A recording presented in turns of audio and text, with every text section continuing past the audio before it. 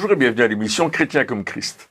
Le thème de notre émission aujourd'hui est un avenir et une espérance. Alors Christine, tu as un texte à nous lire du prophète Jérémie. Oui, dans le chapitre 29 et au verset 11, et il nous dit « Car il a formé sur nous des projets de paix et non de malheur, afin de nous donner un avenir et de l'espérance. » Et ça, c'est vraiment Dieu, il forme sur chacun de nous des projets de paix et non de malheur, parce qu'il y a un avenir et une espérance. Oui, et on est toujours dans le thème de la foi. Oui. Et alors pourquoi c'est important de savoir justement, dans notre vie de foi, pourquoi c'est important de savoir qu'il y a justement ces projets d'avenir et une espérance pour nous? Alors, ce qui est intéressant, c'est le mot avenir. Ce sont les choses qui vont venir, à venir. Et Dieu nous promet que il veille sur les choses qui vont venir. Et on peut espérer, c'est-à-dire, non pas dire peut-être bien que ça va arriver, mais avoir cet espoir, cette foi que ça se réalise. La foi va voir les choses que Dieu réalise pour nous et on va rentrer dans cet avenir, dans cette espérance, dans cette démonstration de la foi qui va être très pratique. Et on parlait d'être de marcher par l'esprit, de vivre par l'esprit. Et lorsque on vit cet avenir et cette espérance, on vit par l'esprit parce qu'on sait que le Saint-Esprit va nous conduire au bon but. On va arriver vraiment à la bonne destination.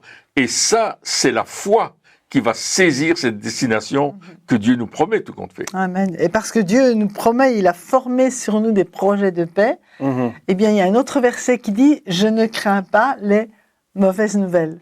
En fait, notre foi qui s'appuie sur la parole de Dieu, sur la promesse de Dieu, sur la fidélité de Dieu, va nous permettre de rester sereins, même dans les difficultés, parce qu'on sait que notre avenir est dans les mains de Dieu. Et ça, je pense que c'est quelque chose d'important. Il nous aime. Dieu, c'est pas un Dieu qui nous veut du mal. C'est un Dieu qui a un avenir pour nous, qui a de l'espérance et qui nous conduit sur des voies droites et sur un chemin sûr. Et c'est ça qui est important quelque part lorsqu'on parle d'avenir. C'est aussi un sujet qui procure le moins de certitude aujourd'hui. C'est-à-dire que on a toujours peur du lendemain, de ce qui va se passer. Beaucoup de personnes, justement, craignent l'avenir. Ouais. Et ici, lorsque on vit une vie par la foi, eh bien, nous avons justement cet avenir-là et il est assuré. Oui. On a une assurance dans le demain. On arrête de craindre demain.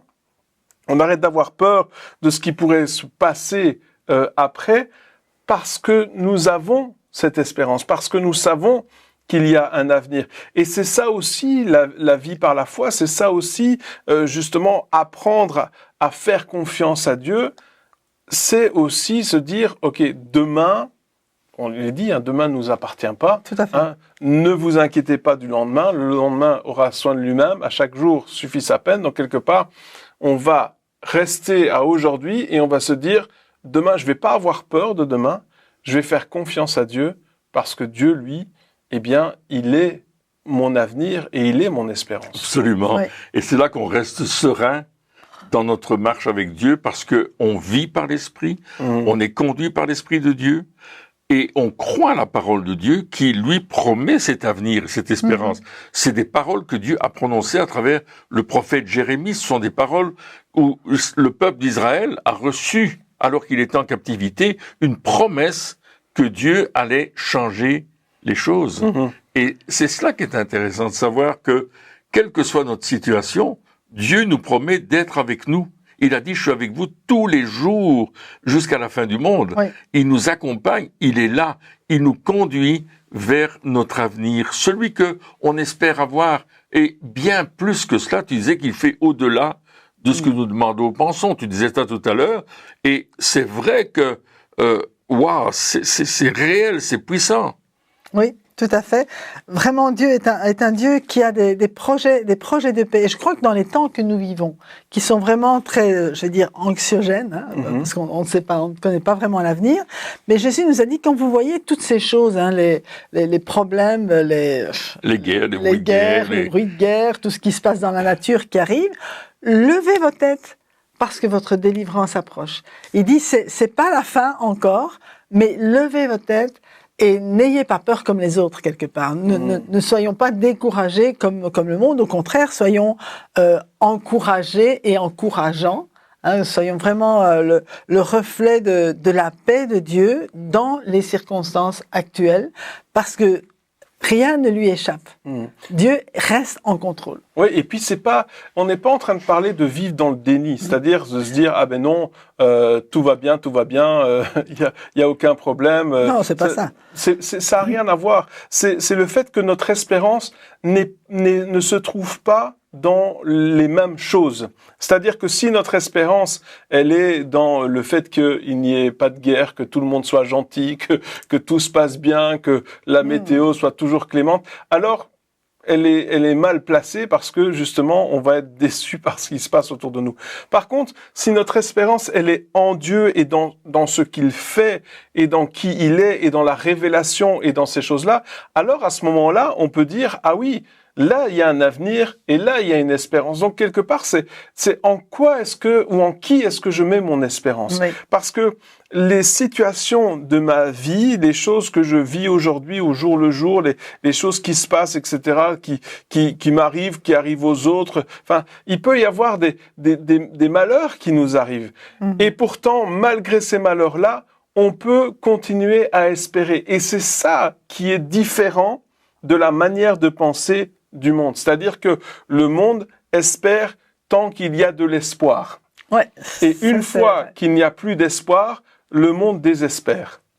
Mais la Bible nous dit, au niveau de l'espérance, il dit c'est Dieu qui nous donne un avenir et une espérance. Et ce que Dieu donne, il ne le reprend pas. Et d'ailleurs, même dans Romains, au chapitre 5, il est dit, l'espérance ne trompe pas. Oui. Vous avez raison d'espérer, vous avez raison de continuer à espérer. Il dit, cette espérance ne trompe pas parce que l'amour de Dieu est déversé dans nos cœurs par le Saint-Esprit qui nous a été donné. C'est dans Romains, chapitre 5, verset 5. Donc l'espérance, elle est continuelle. Pourquoi? Parce qu'elle est en Dieu. Et on peut continuer à espérer peu importe ce qui nous arrive, parce que quelque part, et on en a parlé lorsque on développait le sujet de la foi, c'est que notre foi n'est pas dans nos projets, notre foi n'est pas dans notre propre réussite, on voit au-delà, on voit les plans que Dieu a prévus. Et les plans que Dieu a prévus, eux, vont s'accomplir. Amen. Les choses que les paroles que Dieu a dites, elles s'accompliront certainement. Donc, c'est pour ça qu'on peut avoir une espérance, parce que c'est certain. Ouais. Dans ce monde, tu disais, c'est anxiogène parce que c'est que des incertitudes. Mais la parole de Dieu, lorsque nous voyons ce que Dieu nous montre, lorsque nous avons des révélations de la part de Dieu, à ce moment-là, il y a une certitude, et dans cette certitude, nous pouvons espérer. Absolument.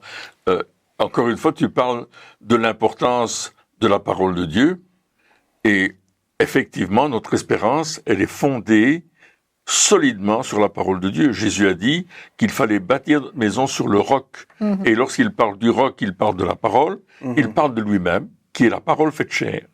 Il nous dit que les vents et les marées vont arriver contre nous, il y aura des tempêtes, il y aura des choses difficiles, mais si nous sommes fondés sur ce roc, on va tenir le coup. On va tenir le coup. Ça ne veut pas dire qu'on n'aura pas de dégâts, ça ne veut pas dire qu'il n'y aura pas un toit qui va s'envoler ou une fenêtre qui va éclater ou que sais-je. Mais lors de la tempête, on va voir que Dieu a mis sa main pour nous protéger. Et là, on a cet avenir et cette espérance. Par contre, si on bâtit notre maison sur le sable, c'est-à-dire la manière de penser que tout le monde a autour de nous, on va se préserver, on va faire ceci, on va faire cela, il dit la maison va s'écrouler. Elle va pas tenir. Oui. Elle va être rasée. Oui, parce que justement, elle n'aura pas d'espérance. Absolument. On ne tiendra pas parce qu'on n'aura pas cette espérance. On ne sera pas fondé sur Christ et sur sa parole qui ne change pas, qui ne dépendent pas des circonstances. Notre regard va être sur les choses qui bougent justement et c'est un peu comme et qui changent. On va être un peu comme Pierre hein, quand il est sorti de la barque. Au début, il avait les yeux fixés sur Jésus, il était fondé sur Jésus. Il avançait, mais dès que il a changé de fondement, je vais dire, hein, dès qu'il a commencé à regarder autour, ben, il a commencé à couler parce que c'est comme si son espérance, son espoir s'effondrait jusqu'au moment où il a de nouveau crié au secours, il a de nouveau tendu la main. Et c'est ça qui est vraiment important aujourd'hui, c'est que, comme tu le dis si bien, c'est tant qu'on regarde à Jésus, ça va. Mais une fois que on se dit, ok,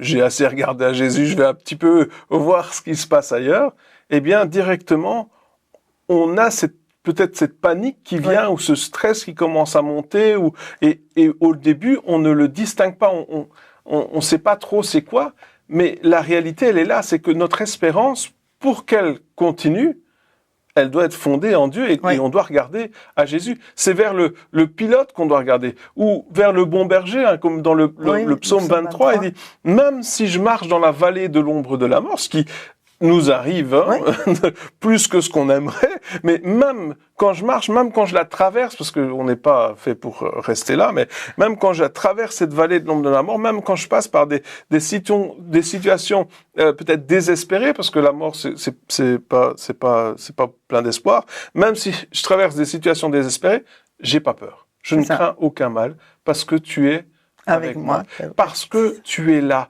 Et quelque part, bien souvent, on l'a dit encore et encore, mais on essaye de se motiver à espérer. On essaye de dire, allez, motive-toi, espère, arrête d'être négatif, allez, je vais faire un effort, je vais être positif, etc. Et on fait des efforts pour espérer. Et puis, ça tient... pas longtemps. 5 minutes, 10 minutes, 1 heure, et puis on se souvient de ce qui s'est passé, où on se dit, allez, je vais me changer les idées, il faut que je fasse autre chose, je vais regarder un film comique, je vais voir un spectacle, ça va me changer les idées, et puis ça le fait, hein, mais ça tient pas parce que on ne regarde pas vers la bonne personne. C'est ça. Alors que si je me dis, ok, là, dans ma vie maintenant, c'est difficile, ou ce que je vois, j'ai du mal à voir l'avenir, j'ai du mal à me projeter, au fait, j'ai du mal à me dire, mais ça va aller, ça va bien. Il y a des moments comme ça où vraiment, honnêtement, on voit pas. Je vois pas comment ça peut aller bien. Je vois pas comment ça peut s'améliorer. Je vois pas ce qui peut se... Eh bien, dans ces moments-là, au lieu d'essayer de se forcer à l'espérance, rapprochons-nous simplement de Jésus. Rapprochons-nous de Jésus.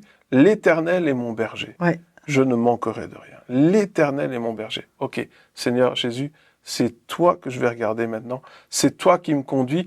C'est toi la source de l'espérance. Et, il a pour nous, il nous donne un avenir. Il nous donne un avenir et une espérance. Ok, c'est toi la source. Si c'est toi la source, c'est toi qui me la donne. C'est vers toi que je vais aller pour avoir l'espérance. Pas vers autre chose, vers toi.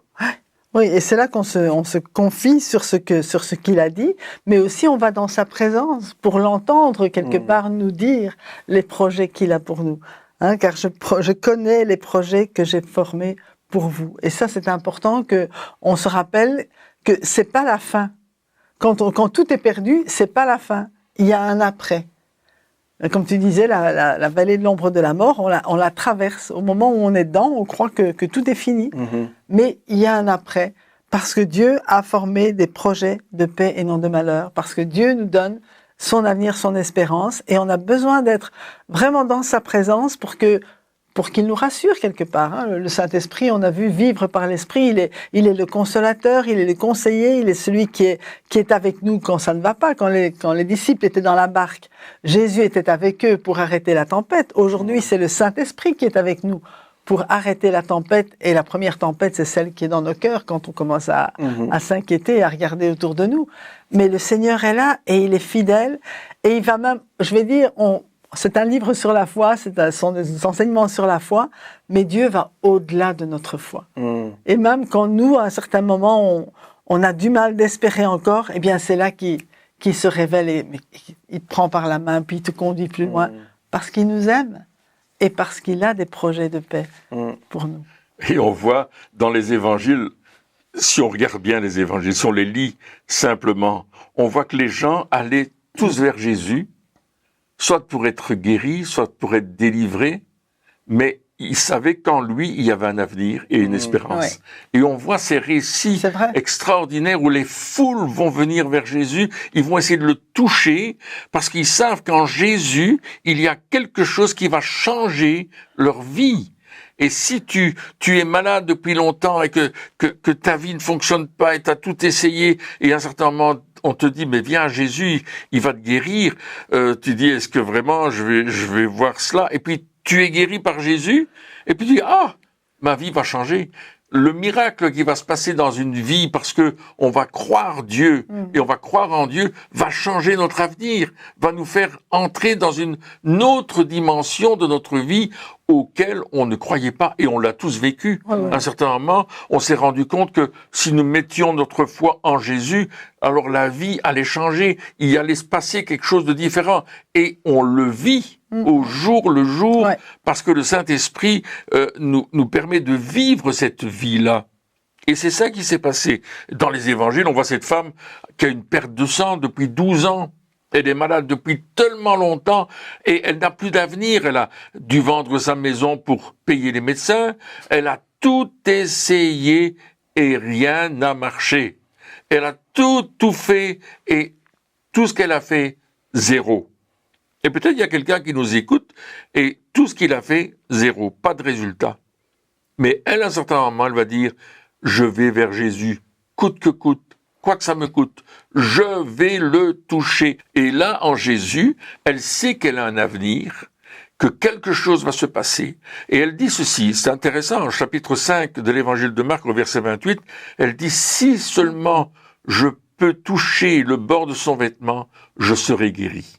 Elle connaît déjà, elle proclame déjà son avenir, elle proclame déjà la solution qu'elle va vivre parce qu'elle en a assez de ces 12 ans de galère et de malheur. Et là, elle se dit, en lui, j'ai un avenir et une espérance. Oui, et c'est là sa phrase d'espérance. Oui. C'est sa phrase de foi et d'espérance. Absolument. C'est de dire, OK, mon espérance, je vais la mettre en lui. Et c'est ça qui est important aussi, c'est de savoir que on peut mettre notre espérance dans nos capacités, dans les autres, dans, je sais pas moi, la médecine, et il y a rien de mal à rechercher ces choses-là, à avoir des capacités, à aller voir des docteurs. Il y a rien de mal à ça. Les finances aussi. Dans les finances et tout ça, il y a rien de mal à ça. Mais si je mets mon espérance là-dedans, à un certain moment, mon espérance, elle va mourir. C'est vrai. Parce qu'il suffit d'une défaillance de l'un de ces systèmes pour que mon espérance, elle meurt avec eux. Et justement, là, on voit, dans le passage qu'on a vu, un avenir. Je vous donne un avenir et une espérance. Ben, la première chose, c'est de dire, OK, mon espérance, elle est en lui. C'est lui qui me la donne. Et ensuite, c'est l'avenir. C'est de dire, il y a un demain. Il y a quelque chose pour demain. C'est pas fini. Et aujourd'hui, on a beaucoup de personnes qui disent, et malheureusement aussi dans l'église, qui disent, mais c'est terminé, il n'y a plus d'avenir, il y a plus d'esprit. Il y en aura toujours, vu que c'est Dieu qui nous donne cet avenir. C'est Dieu qui nous donne cette espérance. Alors si on dit qu'il n'y a pas d'avenir, c'est qu'on est en train de dire que Dieu c'est un menteur et qu'il donne pas l'avenir. Mais non, c'est faux, parce que mon espérance et mon avenir, elle est en lui. Et c'est comme ça que je vais faire pour garder cet espoir. C'est comme ça que je vais faire pour continuer à aller de l'avant. Parce que si on n'a pas de but, eh bien, on va nulle part. Si on n'a pas d'objectif, on va nulle part. Et si on n'a pas d'objectif, on est démoralisé. On n'a pas de raison d'être sans objectif. Il n'y a pas de raison d'être sans avenir. Il y a pas de raison d'être. Lorsque David, il dit dans le psaume 23, l'Éternel est mon berger, le berger, qu'est-ce qu'il fait? Il conduit. C'est-à-dire que les brebis, elles font pas que rester au même endroit. Elles avancent constamment. Elles changent constamment d'endroit. Elles vont d'un endroit à un autre. Elles ne restent pas là où elles sont. Et Dieu nous appelle à ne pas rester là où on est, mais aller de l'avant. Et c'est à ça que ça sert, l'espérance. C'est pas juste de dire, mais c'est bien, ça va aller. Non. Ça va aller, j'y vais. Là où ça va aller, je vais. Et c'est à ça que ça sert, l'espérance. Parce que si j'ai juste de l'espérance et de dire, oui, tout ira bien. Et qu'est-ce que tu fais? Rien, parce que ça va aller. Non, la brebis, elle avance. Elle reste pas où elle est. Et c'est ce que Dieu, il a pour nous. Tout à fait. Il a dit, non, mais je veux pas que tu restes là où tu es. C'est pas mon but pour ta vie de juste que tu saches qu'il y a un avenir. Ça suffit pas. Il faut que tu puisses entrer dans cet avenir-là. C'est ça. Et notamment, tu parlais aussi de toutes les personnes qui s'approchaient de Jésus, la femme à la perte de sang, mais tous les autres, qui, avant ça, étaient dans une situation désespérée. Mais ils ont entendu parler de Jésus. Et ils ont commencé à suivre Jésus et à croire.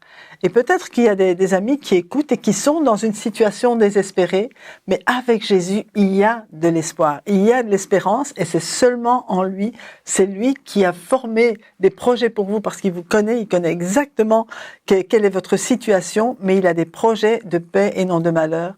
Mais l'important, c'est de s'approcher de Jésus, comme l'ont fait toutes ces personnes qui ont reçu tout à nouveau cet avenir et cette espérance, qui ont reçu un futur qu'ils n'imaginaient même pas, mais Dieu les conduit. Et quand ils ont commencé à suivre Jésus sur le chemin, ils avaient un but, comme tu le disais. Exactement, et c'est pour ça qu'il dit, il restaure mon âme. Il restaure mon âme, il me renouvelle, il renouvelle mes forces, et il renouvelle mes forces, et comme tu dis, il renouvelle aussi notre espérance. Parce que lorsque nous espérons dans autre chose, à un certain moment, notre espérance, elle diminue, et il y en a de moins en moins, et puis plus du tout. Mais là, lorsque de nouveau on tourne nos yeux vers Jésus, lorsque de nouveau on regarde à lui, à ce moment-là, il restaure notre âme. Il restaure cette espérance. Et cette espérance, tout d'un coup, elle regrandit, elle grandit à nouveau. Cette femme à la perte de sang, après 12 ans, elle devait plus en avoir de l'espérance. Elle devait être dégoûtée de tout le monde et de tout. Je veux dire, là, elle devait dégoûtée de la vie, quoi. 12 ans à être isolée, à être loin des autres, à avoir, comme tu dis, dépensé tout ce qu'elle avait, à espérer dans des choses qui n'ont pas fonctionné. Et là, ça devait être fini. Mais un jour, quelqu'un lui a dit, tu sais quoi, il y a ce Jésus-là.